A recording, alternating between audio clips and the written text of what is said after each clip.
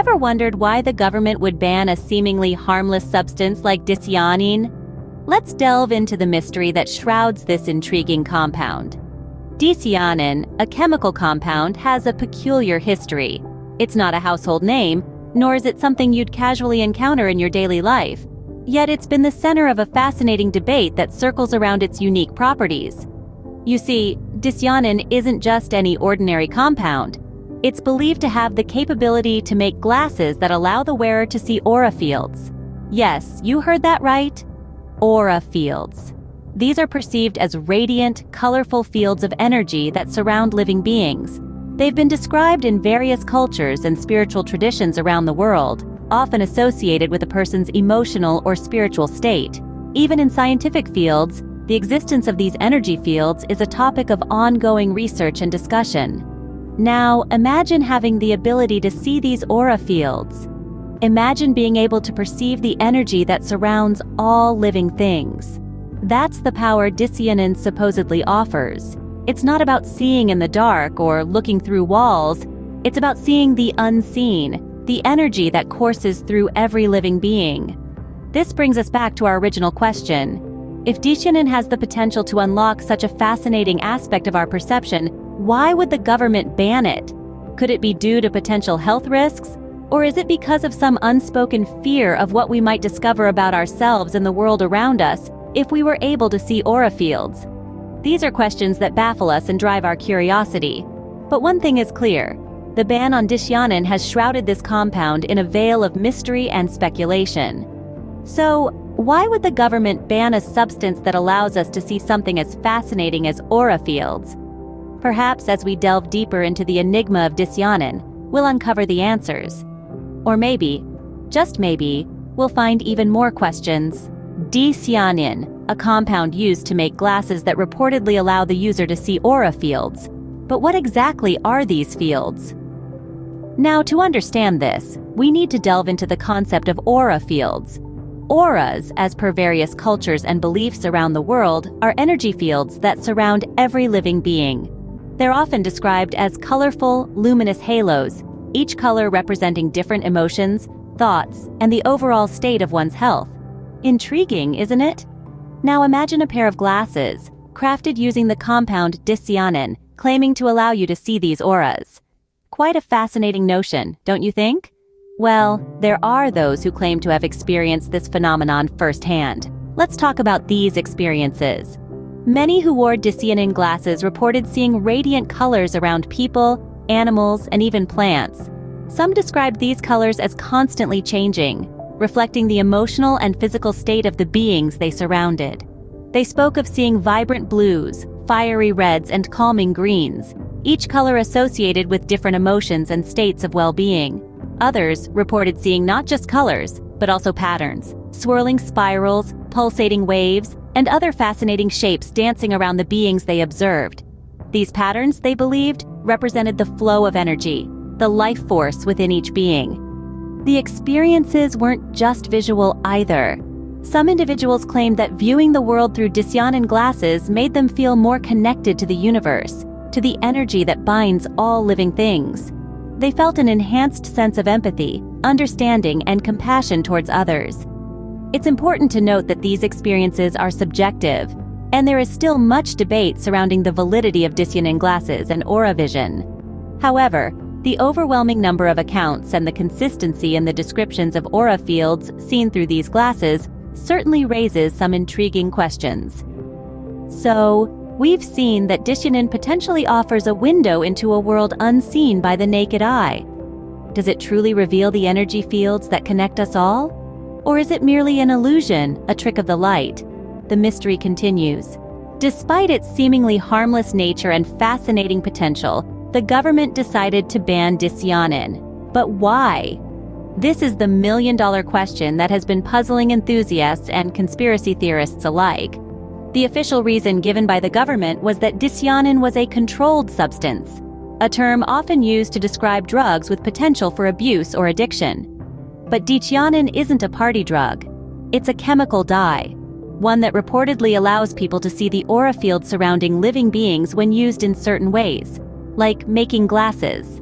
This aura vision, as it's often called, isn't something we typically associate with substance abuse. So what's the real story here? This is where things get murky and conspiracy theories start to creep in. Some people speculate that the government banned dysyanin because they didn't want the public to have access to this aura vision. They argue that this ability could reveal things about our world and ourselves that the powers that be might want to keep hidden. This includes everything from detecting dishonesty and ill intent in others to uncovering hidden aspects of our physical health and emotional state. Others suggest that the ban was a precautionary measure intended to prevent the potential misuse of dysyanin for nefarious purposes. After all, if aura vision could be used for good, couldn't it also be used for ill? To get a clearer picture of the situation, we'll need to tap into the knowledge of experts in the field.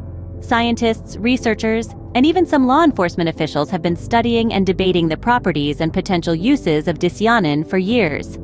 Their insights and perspectives could shed light on this complex and controversial topic. But whatever the truth may be, one thing is clear. The ban on dysyanin and the mysteries surrounding it have captivated the minds of many, sparking countless debates, investigations, and even a few daring experiments. The reasons provided by the government for the ban raise more questions than they answer. And as we delve deeper into this enigma, we might just uncover some unexpected truths about dysyanin, aura vision, and the world we live in. To shed some light on this mystery, we've spoken to several experts in the field. Dr. Jane Campbell, a leading chemist, suggests that dysyanin's ban is not without reason. While it's true that dysyanin has some unique properties, it's also a highly toxic substance. The risks associated with handling it, especially in an uncontrolled environment, are significant. On the other hand, Professor Michael Bernstein, a parapsychologist, has a different take. The ban on dysyanin, he says, feels more like an attempt to control information rather than a measure for public safety. The potential to see aura fields could open up a whole new dimension of understanding human consciousness. A third perspective comes from Dr. Rebecca Phillips, a physicist, who questions the validity of the aura-seeing claims. Physics doesn't currently support the concept of an aura field that can be seen with special glasses, she states. It might be more accurate to say that dysyanin could potentially alter the user's visual perception, but that doesn't necessarily mean they're seeing auras. Dr. Samuel Thompson, a psychologist, adds another layer to the discussion. Even if dysyanin does alter perception, he points out, there's no guarantee that what someone perceives is an accurate representation of reality. Perception is influenced by many factors, including our beliefs and expectations. Biochemist Dr. Laura Hughes leans towards caution. The safety risks associated with dysyanin are real, she warns. Until we have more solid evidence about its alleged aura-seeing properties, it's best to err on the side of caution. Finally, Dr. Alex Patel, a sociologist, provides a broader perspective. The fascination with dysyanin and aura vision, he reflects, speaks volumes about our society's hunger for knowledge and the unknown. The ban, whether justified or not, only fuels this curiosity. As we can see, even the experts have differing views on this matter. At the end of the day, the power to decide what to believe lies in your hands. Let's pause for a moment and let that sink in.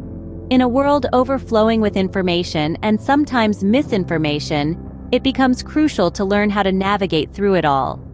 And the compass that guides you through this labyrinth? It's your own mind, your critical thinking. How many times have we heard something on the news or read something online that we've accepted as the gospel truth, simply because it was presented to us by a source we deemed credible? We've all been there, but remember, even the most reliable sources can have their off days. That's why it's so important to do your own research, to dig deeper than the surface level. When it comes to topics like dysyanin and the aura vision, it becomes even more essential to keep an open mind. These are subjects shrouded in mystery, in controversy. Some might call it pseudoscience, others might see it as the next frontier of human understanding. The truth? Well, it could be somewhere in between or none of the above. Critical thinking isn't about denying every piece of information that doesn't fit into our existing worldview. It's about being open to the possibilities, yet discerning enough to separate the wheat from the chaff. It's about asking questions, seeking answers, and being willing to say, "I don't know," when the evidence isn't sufficient. And that's the beauty of it all. You have the power to question, to explore, and to form your own opinions. It's not about what everyone else believes, it's about what resonates with you, what makes sense to you. So as you delve into the enigma that is Dithyanin and its alleged ability to unlock aura vision, keep that inquisitive spirit alive. Don't just accept what you're told. Question it, scrutinize it, and form your own conclusions. Remember, the truth is often stranger than fiction, so keep asking questions and keep exploring. Who knows what you might discover?